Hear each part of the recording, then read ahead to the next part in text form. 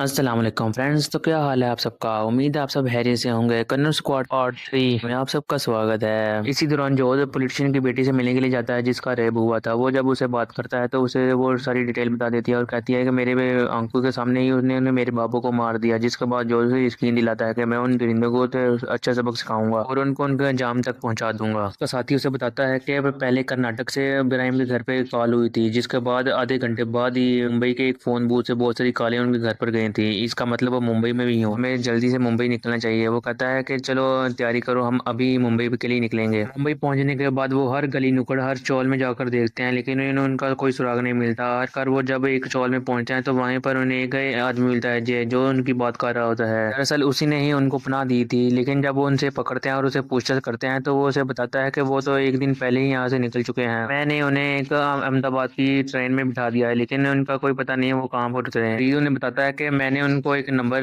लिखते हुए देखा था, लेकिन मैं उनसे पूरा नोट कर पाता इससे पहले ही उन्हें उनको पता चल गया। जिसके बाद उन्हें आखिरी नंबर छुपा दिया था। फिर बाद ही उन्हें डिपार्टमेंट से फोन आता है और उन्हें बताते हैं कि जुल्फी ने फिर से अपने घर पर कॉल की थी, लेकिन जो नंबर वो उसे लिख पाते हैं वो दरअसल वही नंबर होता है और उसका आखिरी नंबर भी उन्हें मिल जाता है। पता चलता है कि वो नंबर दरअसल फैजाबाद में ही है। जिसके बाद वो फैजाबाद के लिए निकल जाते हैं। ये उनकी इन्वेस्टिगेशन का 8वां दिन था जिसके बाद उनके पास 2 दिन ही रह गए थे। उन्हें 2 दिन के अंदर ही इन्वेस्टिगेशन पूरा मुकम्मल करनी थी और उन्हें रिपोर्ट देनी थी। फैजाबाद पहुंचते ही जो करीबी पुलिस स्टेशन के पास जाता है और उन्हें बताता है कि मैं इस केस की इन्वेस्टिगेशन करने आया हूँ और मैं कन्नौज स्क्वाड का हेड हूँ। जिसके बाद वो उन्हें एक कांस्टेबल की डिमांड करता है, लेकिन वो कहता है कि यहाँ पर भी बहुत सारा काम है, लेकिन वो फिर भी उन्हें एक कांस्टेबल देता है। इसके बाद जॉर्ज डिपार्टमेंट में फोन करता है और नंबर का पता लगवाता है और वो बताता है कि कौन से इलाके में है। जब वो उससे पूछता है तो उन्हें बताते हैं कि वो दूसरे इलाके में है। जब वो वहाँ उस इलाके में पहुंच जाता है तो वहाँ एक घर में उस नंबर की लोकेशन होती है। जिसके बाद वो उस घर में घुस जाते हैं। उस घर में एक लड़का और उसकी बीवी होती है। जिसके बाद वो लड़के को पकड़ लेते हैं और उसकी बीवी को भी पकड़ लेते हैं और